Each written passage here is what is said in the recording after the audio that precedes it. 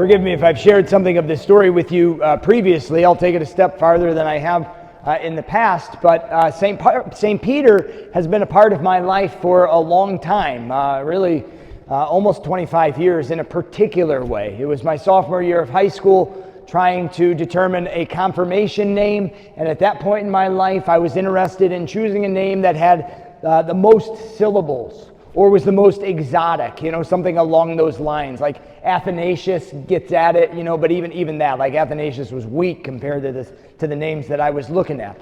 Until I came through a book of saints one more time. I was just going to take one more page through, and in my heart, I just kind of sensed these words: you want to be Peter because you want to be a rock of faith for others.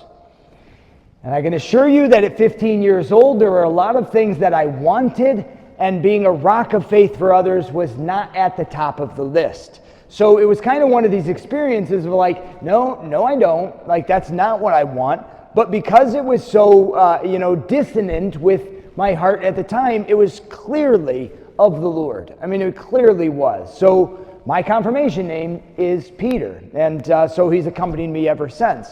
And I need his accompaniment because 25 years later and ordination to the priesthood later, there are days, there are moments where that's what I want, to be a rock of faith for others. And I recognize that in some ways it's come to fruition, but I am so far from wanting it in the way that the Lord has placed on my heart. And that's it. Like, that's the recognition. Like, God has created me with that want. And I've been uncovering it, all this time. As a sophomore in high school, I had a lot of uncovering to do of that desire for, that way of greatness. And I share this with you not because, it's my story, but in some ways it's all of our story. That desire that God has placed on your heart for greatness, for the more, for the other, for eternity, whatever it is, it's there. And today, in this feast of Saints Peter and St. Paul, I think their lives and the scriptures that are held up for us, yesterday's scriptures and today's as well, I think show us the unfolding of grace in our lives, the uncovering of the desire for eternity that God has placed there, and what it really is to overcome those things that hold us back. So you look at St. Peter's life, and I think his life captures it, so deeply. And it kind of starts with this exchange here between Peter and Jesus in the gospel we heard today. You have this moment where Jesus is asking the disciples, who do people, right? Who do people say that I am? And, they have their responses, and some say Elijah, John the Baptist, one of the prophets, and there's a distance there from their own hearts. And so Jesus turns it deeper and more particular. Okay, that's who people say that I am, but who do you say that I am? And in that moment, the difficulty, I imagine, for them to come to this level of conviction that he really is the one that they have been longing for. You think about, the course of their lives. And I've, opened this up a little bit in the past, but, their lives have not been easy to this point. They've sought satisfaction in a variety of ways, no doubt. In their jobs, in their families, in, whatever earthly experience that they've had. And certainly to this point, they have been disappointed time and time again. So here they are in this moment, and Jesus puts it to them. Who do you say that I am?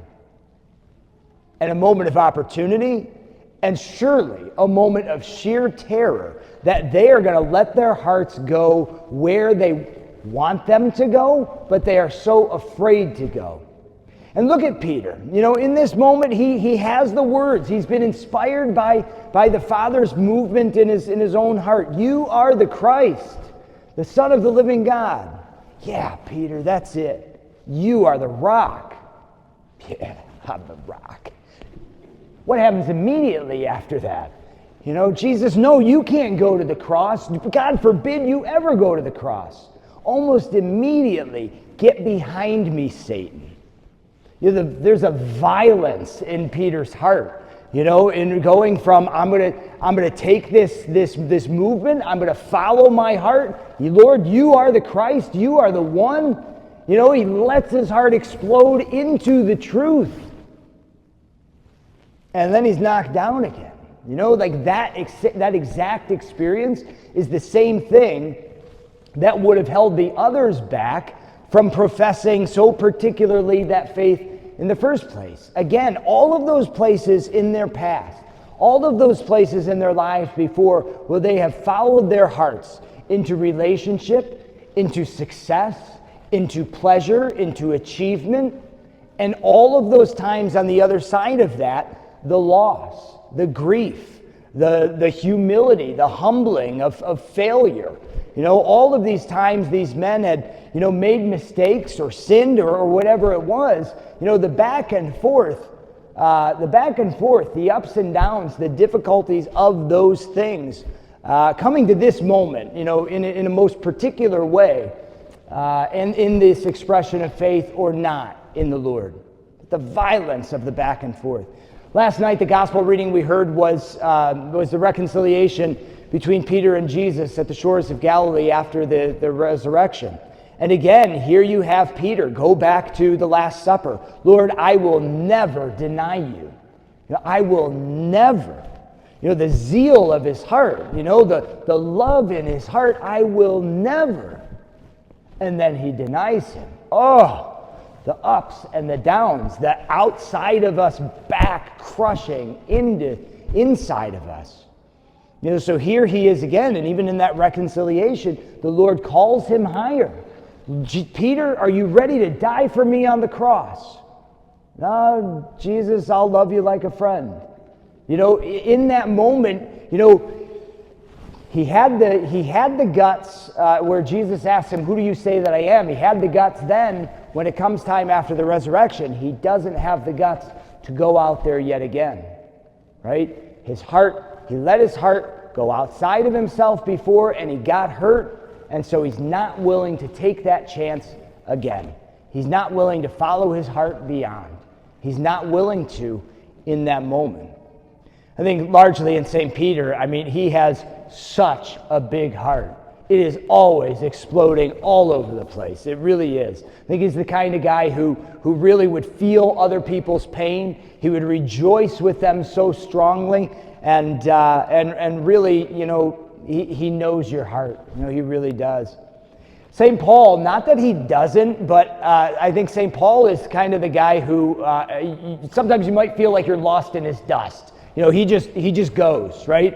And so, we hear of his weaknesses and failures too in these scriptures of the weekend and in his own letters.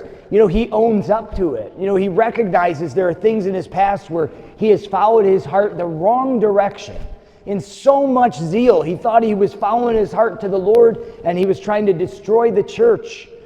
Explosions of the heart in the wrong direction.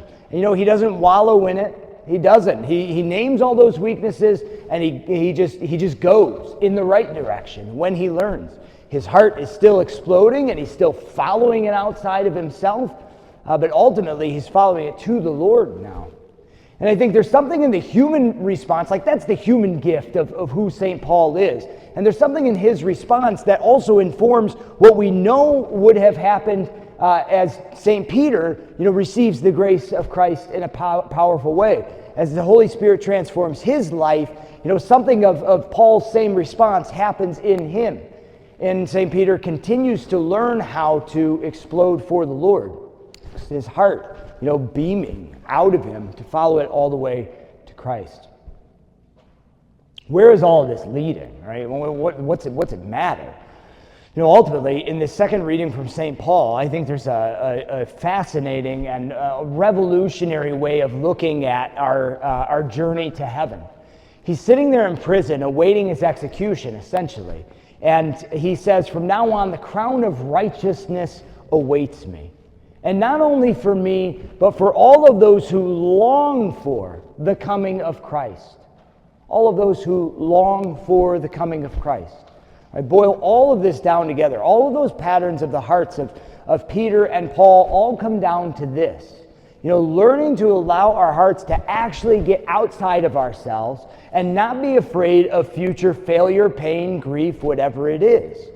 Yes, there are so many times in our lives where, the relationships that we love end in some way. When we step out in faith, in ourselves or others or whatever, and we fail. There's so many times where we don't have what we need or what we perceive that we would need. And so much pain and sorrow and suffering in the end that we tend to shut down our hearts like we see in St. Peter. No, Lord, I can't. I cannot tell you that I'll go to die for you. I will tell you we can hang out. Like the mitigation of his own heart when he knows that he's made for more. That he knows he's made for union with God forever in heaven. That same thing happens to us. And so we manage our lives in ways that, we don't really long for anything more. And yet St. Paul tells us today the crown of righteousness belongs to those who long for the coming of Christ.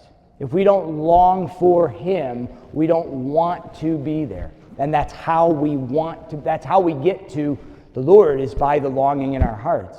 And so for ourselves, there's a lot to sort out. There's a lot to allow the Lord to redeem. There's a lot to feel yet again. In order to long for something more in the future, in order to have the courage to pursue greatness in whatever way that the Lord has put it on your heart, union with the other in the ways that the Lord has designed you for, the continuation of all of the good things in the joy of heaven, we have to step out in courage and follow our hearts beyond. We have to grieve those things that we've lost in the past. Feel the things that have let us down, knowing that they're not actually going to kill us. Knowing that they're not actually going to hold us back. Knowing that we can follow our hearts ultimately through those disappointments and pains and sorrows to find our fulfillment in the Lord.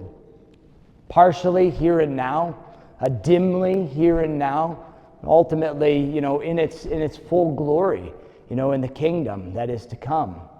The Lord wants us all to reign with him with that crown of righteousness that, as St. Paul says, belongs to those who long for the coming of Christ.